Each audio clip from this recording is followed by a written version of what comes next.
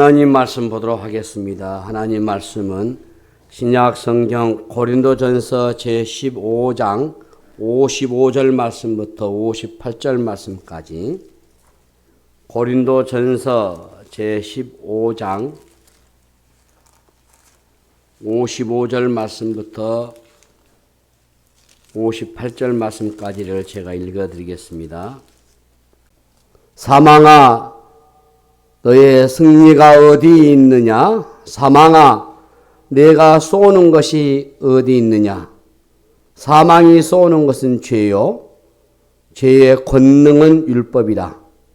우리 주 예수 그리스도로 말미암아 우리에게 승리를 주시는 하나님께 감사하노니, 그러므로 내 사랑하는 형제들아, 견실하며 흔들리지 말고 항상 주의 일에 더욱 힘쓰는 자들이 되라. 이는 너희 수고가 주 안에서 헛되지 않은 줄 알미라. 아멘. 우리 옆에 계신 분 함께 인사 나누시겠습니다. 이제 나오신 당신은 이 세상 가장 아름다운 분이십니다. 예, 감사합니다. 참 우리 봄의 색깔은 참 부드러워서 좋아요. 연두빛 새싹과 또 분홍빛 진달래가 피고, 하얀빛 벚꽃이 피고, 노란꽃에 개나리가 피고, 거기에 구릿빛 산과 들까지 혹독한 겨울을 버텨낸 그 부드러움, 사망 권세를 이겨내신 부활의 빛깔이다라고 여겨집니다. 그래서 더더욱 마음이 가요. 우리 교회 문화 공간에 수국이, 나는 죽은지 아는데 꽃수국이 연두빛 색깔을 띠고 나오더라고요. 또 옥자마도 아주 파랗게 나와요. 에스겔 11장 말씀 보시면은 11장 9절에 19절 말씀에 돌 같은 마음을 제거하고 살처럼 부드러운 마음을 주어 했어요. 혹독한 환경에서는 보통 거칠어지고 그리고 질겨지는 법인데, 겨울 지난 이 봄 생명의 빛깔들은 어쩌면 그렇게 아름다운지, 부드러운지, 아마도 오늘 이 부활절을 맞이해서 우리 주님의 그런 작품이 아닌가. 그래서 거칠고도 질긴 나도 그분의 손 위에 다시 한번 올려놓게 되는 겁니다. 봄의 빛깔처럼 좀 더 부드러워지라고. 우리가 부활절을 축하하고 감사하면서 이 부활의 계절에 다시 한번 주님을 소망하는 그 은혜가 됐으면 좋겠습니다. 기도하십시다. 하나님 아버지, 우리의 강팍한 심령들, 완악하고 부패한 것들, 그러나 십자가의 보혈로 우리를 정결케 하시고 부활의 열매로 우리를 새 생명 얻게 하신 하나님을 찬송합니다. 아들이 있는 자에게는 생명이 있고 하나님의 아들이 없는 자에게는 생명이 없다고 요한일서 5장 12절에 말씀하신 것처럼 우리에게 부활의 영, 아들의 영을 주셔서 오늘 또 주를 고백하고 또 믿고 섬기게 되니 감사합니다. 부활의 참 소망 갖고 승리하는 저희들 되게 하옵소서. 우리 세배선 모든 지체들 한 분 한 분, 한 영혼 한 영혼 살펴주시고 부활의 그런 은혜로, 부활의 신앙으로 승리하는 복을 저에게 내려주시옵소서. 이 시간도 주의 말씀을 깊이 새기게 하시고 성령님이여 우리를 깨닫게 하시고 조명케 하셔서 이 말씀을 믿어지게 하시고 이 말씀으로 우리가 나아가도록 은총을 내려 주시옵소서. 감사하옵고 우리 구주 예수 그리스도의 이름으로 간절히 기도하옵나이다. 아멘. 이 부활 논쟁은 언제나 뜨거워요. 그래서 고린도전서 이 15장을 우리가 일명 부활장이라 이렇게 불립니다. 바울은 만일 부활이 없다면 부활이 없다면 가정법을 쓰면서 이 부활 논쟁을 시동을 걸었어요. 그 당시에 고린도 교회 가운데 이 부활을 부정하는 사람이 있었기 때문에 만약에 부활이 없다고 한다면은 어떻게 될 것인가? 그래서 바울은 고린도서 15장 14절에 그리스도께서 만일 다시 살아나지 못하셨으면 우리가 전파하는 것도 헛것이요 또 너희 믿음도 헛것이며 이렇게 얘기를 합니다. 부활이 없다면 전파하는 것과 우리의 믿음이 다 헛것이다 라고 말하는 거죠. 그래서 이 부활 문제는 우리 신앙의 근간을 흔들 수 있는 핵심 주제입니다. 고린도전서 15장 17절을 보시면 그리스도께서 다시 살아나신 일이 없으면 너희의 믿음도 헛되고 내가 여전히 죄 가운데 있을 것이요 이렇게 말씀하셨어요. 믿음이 헛되다라는 말을 반복하고 있어요. 그리고 이 죄 문제가 해결될 수 없다 이렇게 말하고 있습니다. 예수님이 부활 없이 십자가에 죽은 것으로 끝나버리면 우리 기독교는 성립되지 않습니다. 우리는 이 죄 문제도요 여전히 해결되지를 않습니다. 부활이 없는데 예수를 믿어라? 이렇게 말한다면 기독교는 역사 속의 최대 사기극이에요. 우리의 신앙도 무의미해요. 그래서 고린도서 15장 19절에 만일 그리스도 안에서 우리가 바라는 것이 다만 이 세상의 삶뿐이면 모든 사람 가운데 우리가 더욱 불쌍한 자이리라 이렇게 말씀을 했습니다. 바울이 이걸 말하잖아요. 부활이 없다면 그냥 죽음으로 끝나버리는 겁니다. 그렇다면은 우리의 삶 자체가 이게 너무나도 헛되다는 거예요. 우리 삶이 100년을 살아도 죽음으로 끝나버리면 참 허무한 것입니다. 인류의 최대의 문제가 무슨 문제가 되겠습니까, 여러분? 경제 문제입니까? 네? 환경의 문제일까요? 저는 아니다고 봐요. 바로 이 죽음의 문제입니다. 죽음이란 모든 것을 한순간에 다 망가뜨려 버려요. 죽음이 닥치면은 모든 것은 끝입니다. 죽음 이후에는 어떤 계획도 세울 수 없어요.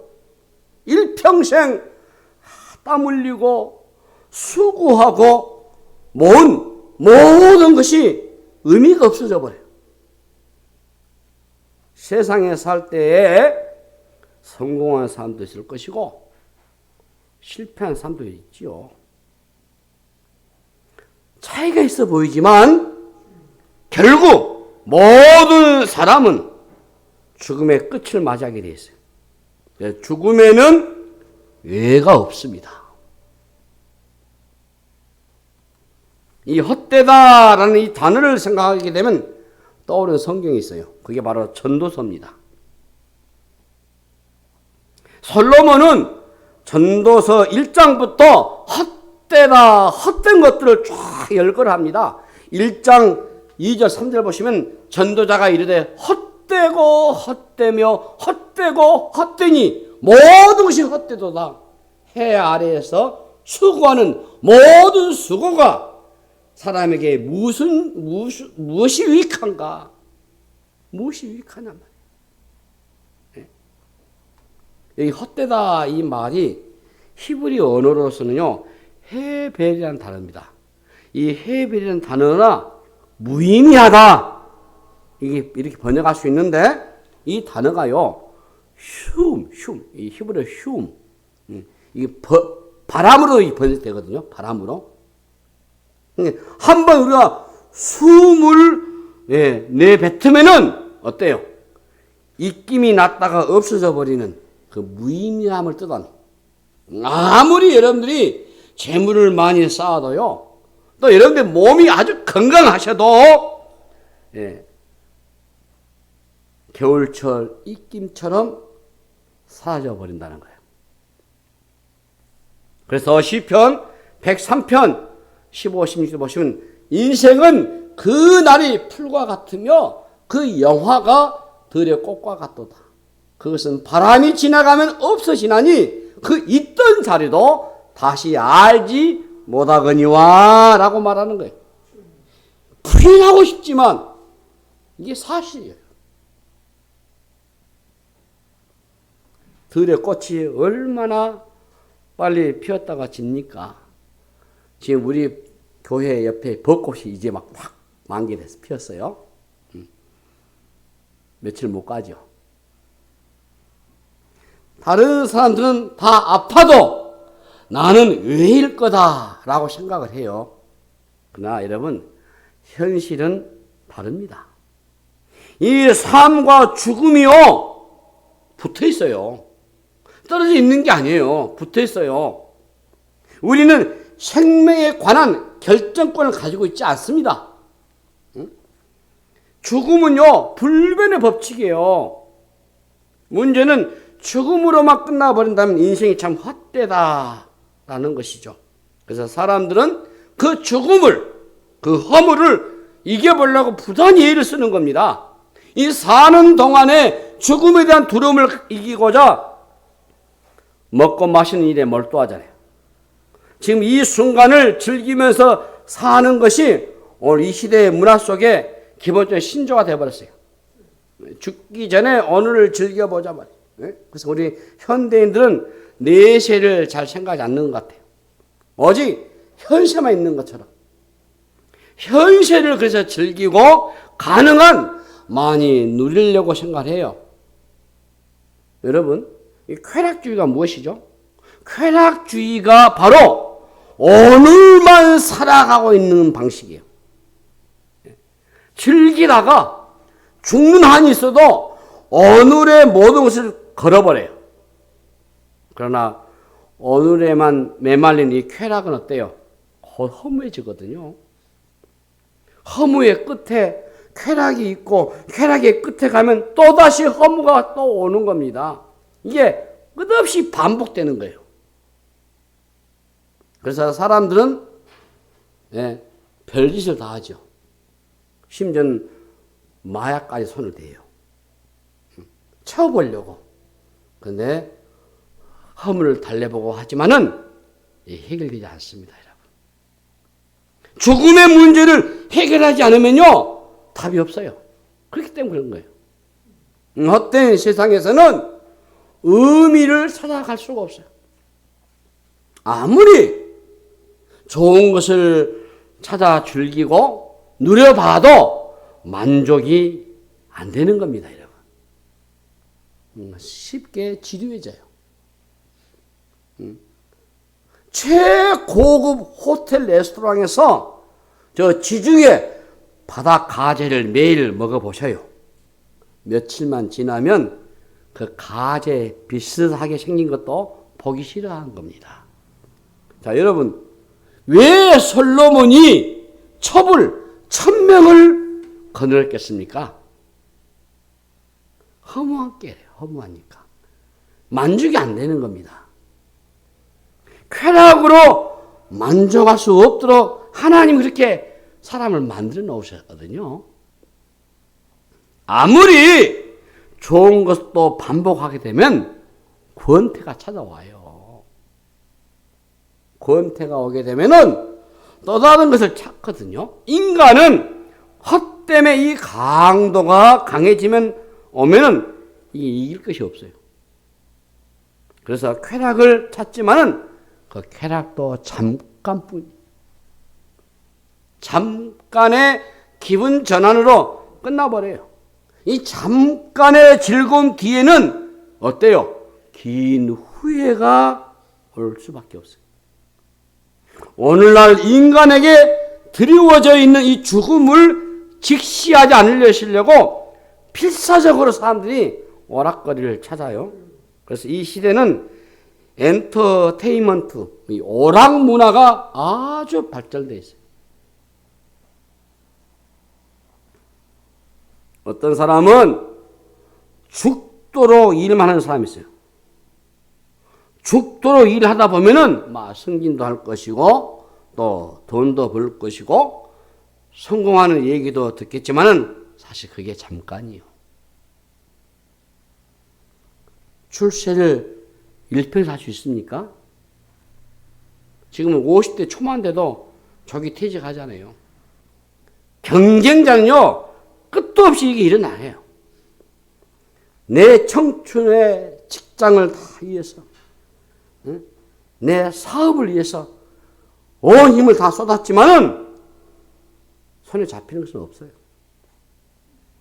모든 것이 헛되고 바람을 잡으려는 것과 같다고 하는 이 전도서의 이 고백이 아주 뼈저리게 느껴집니다.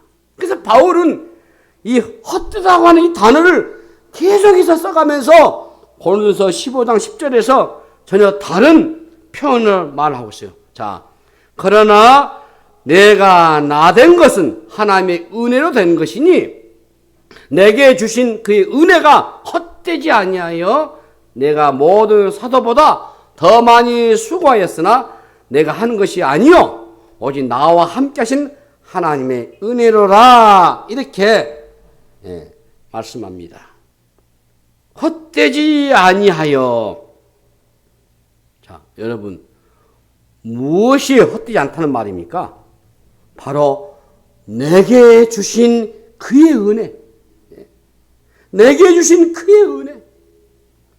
은혜가 나를 헛되게 하지 아니했다라고 말하고 있죠. 그리고 그 은혜가 나를 나되게 했다 이렇게 말합니다. 그렇다면은 나를 나되게 했다고 하는 것이 무슨 의미일까요?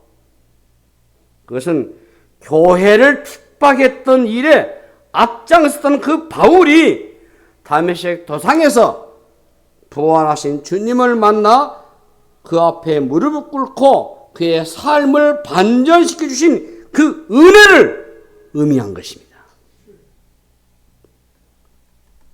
종교적인 열심이 채워지지 않던 헛된 인생을 살아가는 그 바울에게 부활하신 우리 주님이 찾아오신 것은 전적인 하나님의 은혜였어요. 그래서 바울은 고린도서 15장에서 그 기쁨을 선포하는데 그 기쁨의 핵심이 바로 부활의 예수를 내가 만났다라는 것입니다. 오늘 본문 우리의 본문 57절 58절 말씀 보시면은 이렇게 말씀되어 있어요. 57절에 우리 주 예수 그리스도로 말미암아 우리에게 승리 주신 하나님께 감사하노니 승리 주신 하나님께 감사하노니 58절 보셔요. 그러므로 내 사랑하는 형제들아 견실하며 흔들리지 말고 항상 주의 일에 더욱 힘쓰는 자들이 되라. 이는 너희 수고가 주 안에서 헛되지 않은 줄 알미라. 이렇게 말씀합니다. 여러분 우리 주 예수님으로 말미암아 우리에게 승리를 주시는 하나님께 감사하다고 했어요. 이 승리가 어떤 승리입니까? 사망 권세를 이기신 승리요. 부활로 인해서 우리에게 주어진 승리요. 살아갈 수 있는 이 승리를 주신 하나님께 감사하다. 이 부활의 신앙이 우리의 삶 전체에 영향을 끼쳐요. 이제 사망은 더 이상 승리자가 될 수가 없어요. 자, 부활 사건 이전에는 사망의 권세가 최고의 권세였는데 우리 예수님이 부활하심으로 사망의 권세를 짓누르시고 승리하셨기 때문인 것이에요. 이것이 바로 우리에게 진정한 승리인 겁니다. 그래서 바울이 우리 본문의 55절에 사망아 너희 승리가 어디 있느냐, 사망아 네가 쏘는 것이 어디 있느냐, 이렇게 담대하게 말한 거예요. 이제 예수 그리스도의 부활로 이 사망이 왕노하던 시대는 끝이 났다.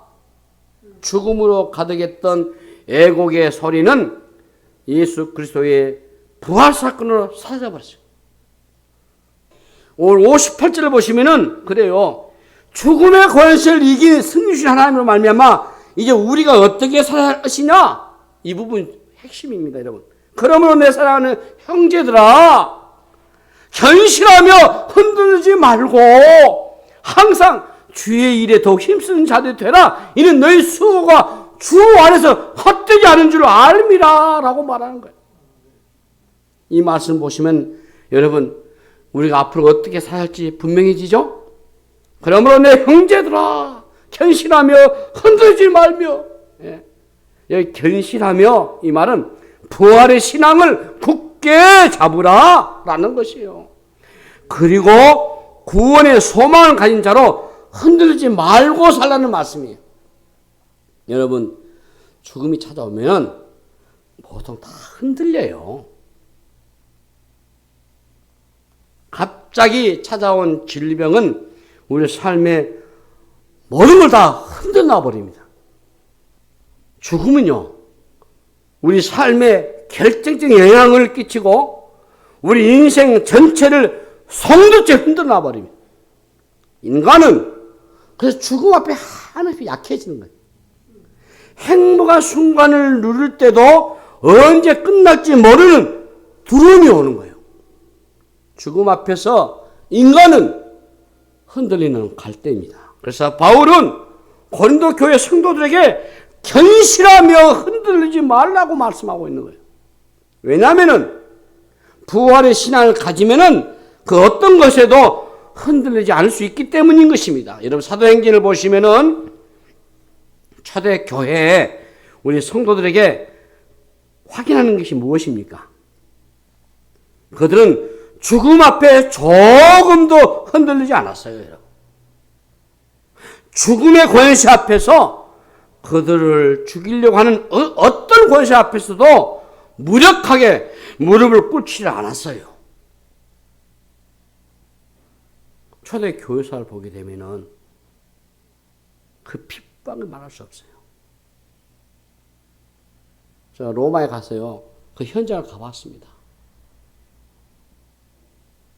초대 우리 성도들이 예수 믿는다는 이유 때문에 굶주린 사자들과 싸워서 죽어가는 그 현장을 봤다고요. 네로가 지가 불질러 놓고 다 예수 그리스도인들에게 다 덮어 씌워가지고 죽였잖아요.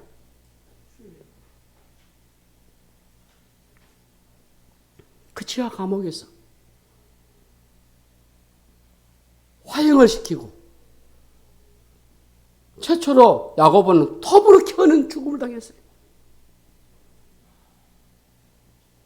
가마솥에 기름솥에 집어넣었어요.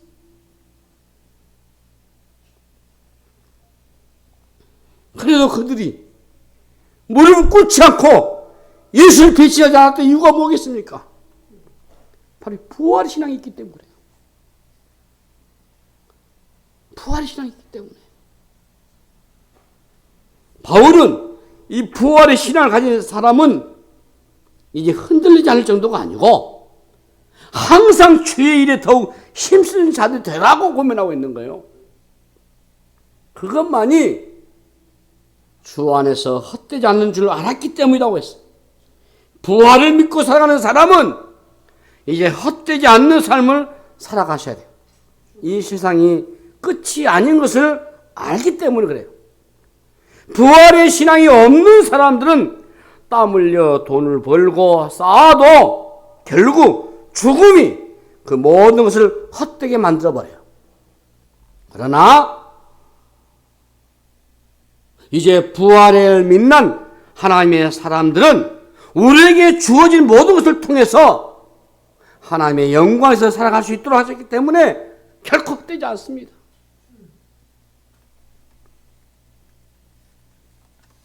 이 부활 이전과 이후가 그래서 다른 거예요, 여러분. 부활을 믿는 그리스도인들은 삶의 목적이 뚜렷하거든요. 사는 이유가 여러분 뚜렷하죠. 이제 죽음이 끝이 아니잖아요. 죽음은 영혼의 출발이 됐어요. 더 이상 연기같이 잠시 있다 사라지는 인생이 아니에요. 우리 인생은 영혼을 위해서 만들어지고 그 영혼을 사모하도록 하나님 그렇게 만들었어요. 그래서 전도서 3장 11절에 하나님이 모든 것을 지으시되 때를 따라 아름답게 하셨고 또 사람들에게는 영혼을 사모하는 마음을 주셨느니라. 영혼을 사모하는 마음. 그러나 하나님이 하시는 일의 실용을 사람으로 측량할 수 없게 하셨다고 했잖아요. 그래서 사람이 다 종교성이 있는 거예요. 영원함이 있어요. 가슴에. 부활의 신앙을 가진 사람은 영혼의 이 시간에서 오늘을 바라볼 수 있는 겁니다. 이제 우리는 순간을 위해서 살면 안 돼요. 영을 위해서 사셔야 돼요, 여러분. 시간의 개념이 달라져야 한다 그 말이에요. 에라 모르겠다. 된 대로 살아야 하지. 뭐 죽으면 그뿐이지 않겠느냐. 그런 끔찍한 생각하지 마세요. 죽으면 끝인 줄 알았는데 죽으면 끝이 아니면 어떻게 하시겠습니까, 여러분? 죽어보지 않아서 모르겠다? 라고 대답하는 것은 영혼을 결정하는 문제에 대한 바른 태도가 아니에요. 이 부활의 신앙은 영혼을 결정하는 문제입니다. 성경은 하나님은 영원하신 하나님이라고 말하고 있어요. 또 영혼의 세계가 있고 부활 이후에 우리의 인생에 새로운 출발이 있다는 사실을 말하고 있습니다. 이게 바로 성경의 핵심적인 진리입니다. 오늘 오후 예배 때 제가 지난번에 요한복음 11장 1절부터 쭉 설교를 하고 오늘 또 그 이어서 또 설교를 하는데 17절부터 그 핵심적인 것이 뭡니까? 예수께서 말씀하시기를 뭐랬습니까? 나는 부활이요 생명이니 날 믿는 자는 죽어도 살겠고 무릇 사서 날 믿는 영원 죽지 아니하니 너가 이것을 믿느냐? 그 말씀을 쫙 분석해 보면요. 나는 부활이요 생명이니 날 믿는 자는 죽어도 산다. 그 말은 지금 죽은 나사로에게 말한 거예요.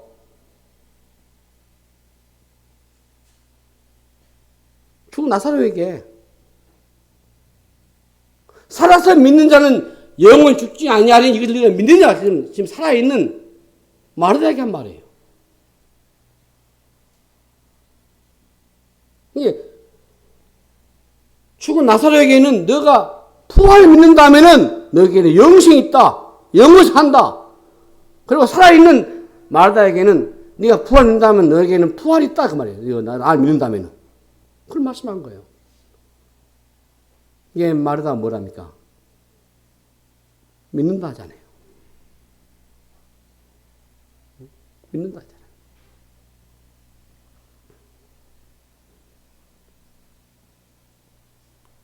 영혼을 위해서 사는 자는요, 순간의 일이 일비하지 않습니다, 여러분. 영혼을 바라보면서 사는 자와 순간만 생각하고 사는 자는 삶의 질이 달라요. 예? 태도가 달라요, 여러분. 예. 하나님의 사람은 무엇인지 길게 보셔야 돼요.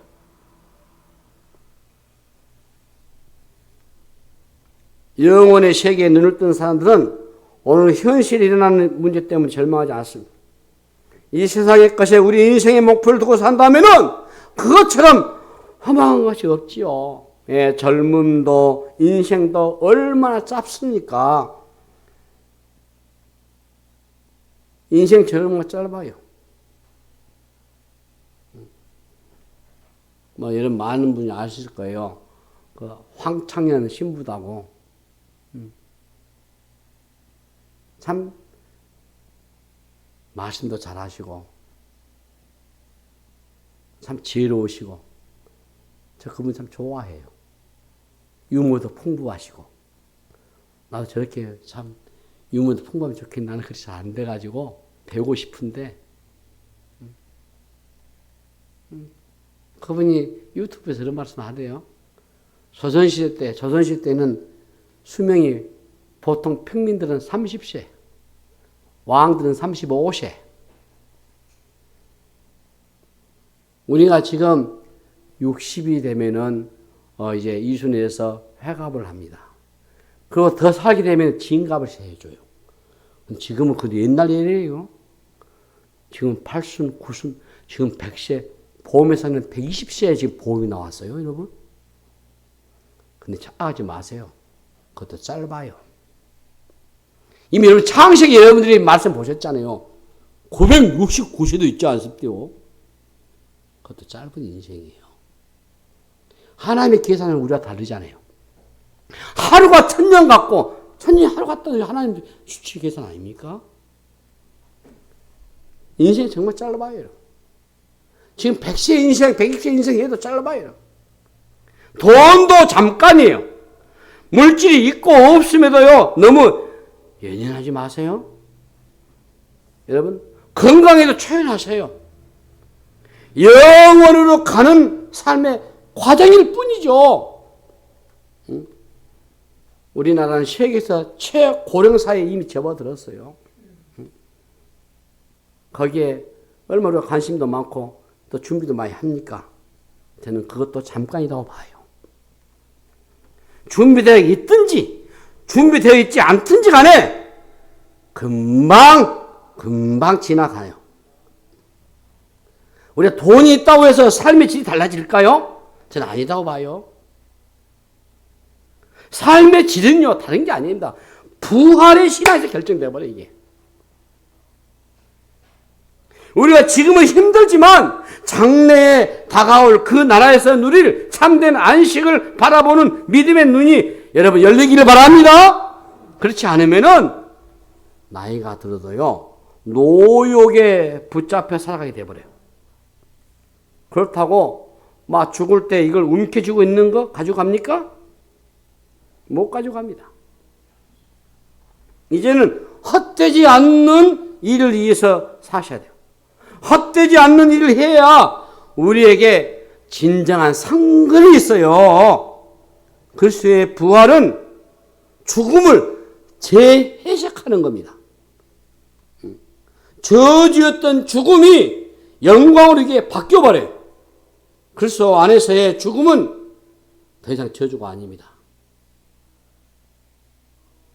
여러분, 제가 자주 잘 아시겠지만은 아침에 눈을 뜨면은 저의 이제 1년 365일 눈을 뜨면은 에레미야 애가 3장 23절, 24절 말씀을 묵상하고 쭉 하면서 제가 이제 하나님께 기도를 하게 되는데, 하나님, 이제 제가 후반기 인생에 접어들었는데 우리 세배석 공동체 하나님 이 목양을 내가 잘 마무리하게 해주십시오.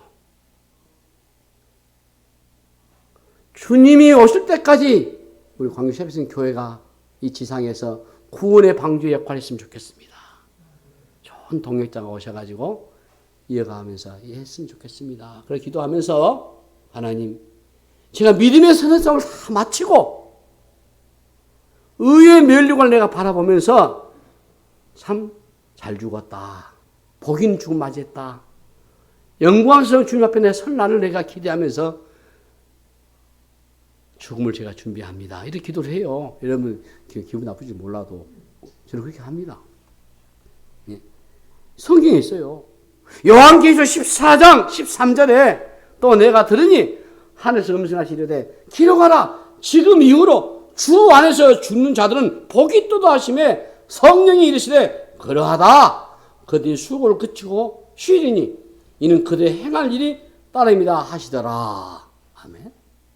그래서 예수 그리스도 안에서 죽음은 결코 비극이 아닙니다. 예. 예수님 안에서 죽음은 복이라고 말씀하지 않아요. 그래서 주님, 제가 의의 선한 싸움을 다 마치고 마무리하고 목회도 마무리하고 또 내 인생이 언제 끝날지 모르지만은 주님이 가자 하고 할 때 제가 주님 품 안에서 복 있는 죽음을 맞도록 하나님 도와주십시오. 제 힘으로 불과하잖아요. 우리 삶에서 우리 몸의 신체에 7, 8천 가지의 질병이 있다고 합니다. 예상치 않는 사건과 사고가 끊임없이 반복돼요.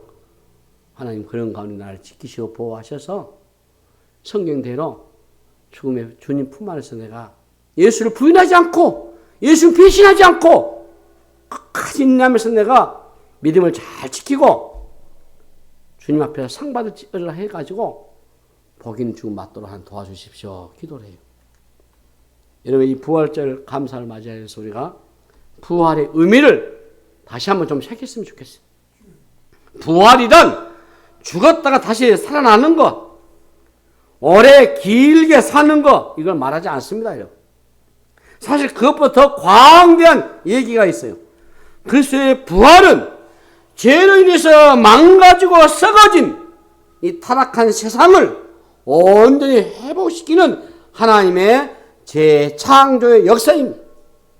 그것은 개인만이 아니고 몇몇 교회만이 아니고 몇몇 나라만이 아닌 전 우주적인 회복을 말하는 거예요.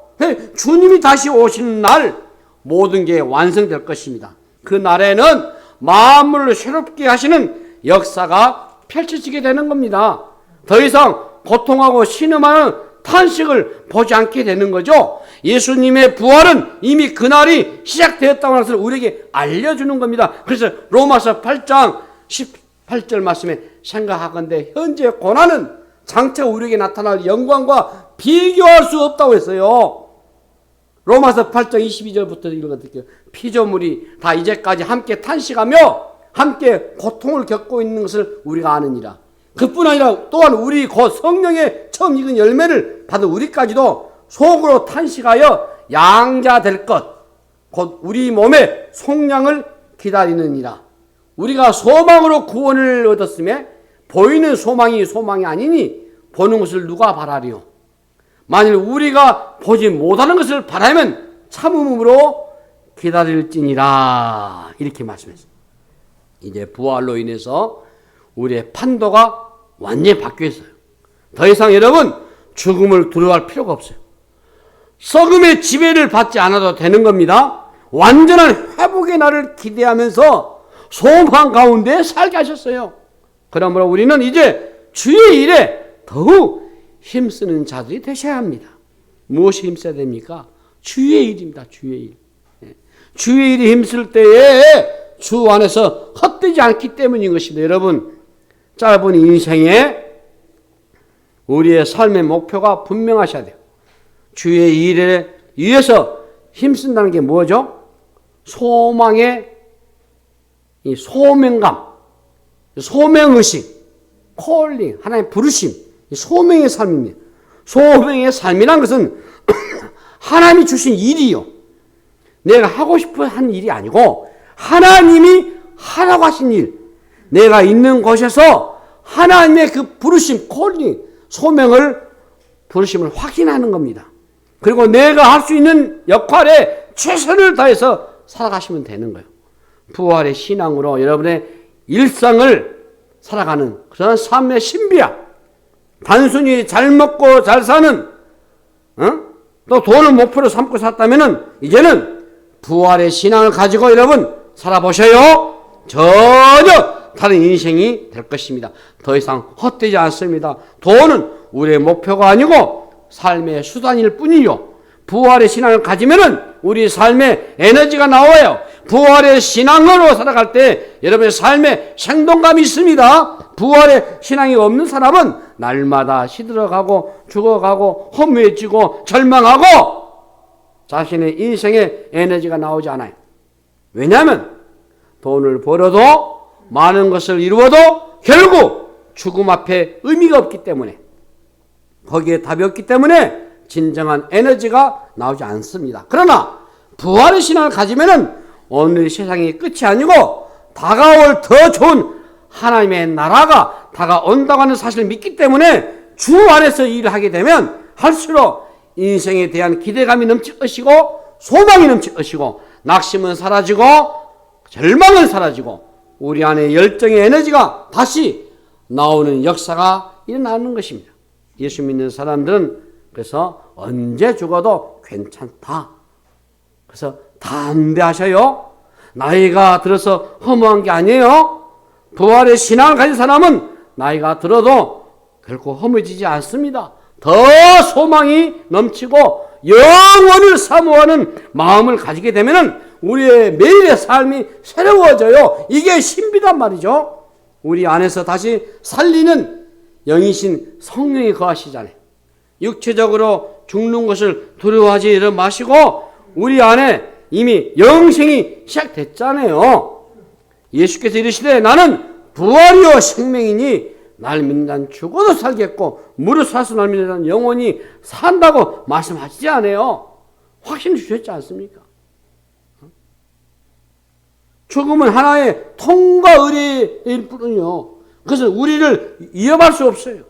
죽음을 통과하게 되면은 영원의 새로운 세계가 열리기 때문에 주님의 약속하신 대로 심판주로 오시는 날 우리의 몸과 영혼이 다시 완전한 부활체로 살아나시고 새하늘과 새 땅에서 영원히 살게 될 줄로 믿습니다. 그래서 바울이 빌립보서 1장 20절 21절 나의 간절한 기대와 소망을 따라 아무 일이든지 부끄러워하지 아니하고 지금도 전과 같이 온전히 담다하여 살든지 죽든지 내 몸에서 그리스도가 존귀하게 되게 하라 하니 이는 내게 사는 것이 그리스도니 죽는 것도 유익합니다. 이렇게 말씀한 겁니다. 예. 기가 막힌 고백이잖아요. 응? 이런 고백이 바울만 고백입니까? 저와 여러분 모두의 고백 아니에요? 예, 말씀 마무리합니다. 우리는 이렇게 살아야 할 줄로 믿습니다. 이제 하나님을 기쁘시게 하는 삶을 사시면 되는 겁니다. 이 땅에 사는 동안에 여러분의 직업이 무엇이든 여러분 나이에 상관없이 하나님이 나에게 하라고 하신 일을 찾아서 최선을 다하면 되는 겁니다. 열방에서 복음을 전하는 것도 여러분들 기도하고 성경 헌금하고 구제 헌금하고 이 헌금에서 선교하는 것도 영혼을 살리는 일보다 기쁜 일이 어디 있겠습니까? 예. 돈과 시간을 쓰고도 말로 다 할 수 없는 기쁨이 있잖아요. 오늘 우리가 특별히 오늘 부활절 헌금은 우리의 어려운 이웃을 위해서 월드비전과 국경의사에 우리 헌금을 보낼 것입니다. 기묘하게 쓸 겁니다. 얼마나 기쁜 일이에요. 영혼을 살리는 일보다 더 기쁜 일이 어디 있겠습니까? 돈과 시간을 쓰고도 말로 다 할 수 없는 기쁨이 있지 않겠습니까? 이웃을 섬기는 일을 우리가 해보실 때 이기심궁에 빠지지 말고 어려운 우리 이웃들을 섬겨보시고요. 맛보지 못한 새로운 그런 기쁨이 우리 안에 몰려오거든요. 이전과 다른 삶이 시작된단 말이에요. 부활은 먼 미래의 일만이 아니에요. 부활의 삶은 여러분 지금부터 시작이 됐습니다. 이제 절망이 아니고 소망으로 무기력이 아니고 확신이 넘친 활력이 있는 그런 삶이 되셔야 돼요. 우울한 것이 아닙니다. 기쁨에 넘치는 삶이 되셔야 돼요. 짧은 쾌락이 아니에요. 하나님이 주시는 영원한 즐거움으로 가득한 그런 여러분의 삶이 되시기를 주님의 이름으로 축복합니다. 하나님 아버지 은혜를 감사합니다. 이 부활의 일상에서의 삶의 비전, 이 신비함을 깨닫고 부활의 신앙으로 승리하는 저희들 되게 하여 주시옵소서. 감사하고 우리 구주 예수 그리스도님 간절히 기도하옵나이다. 아멘.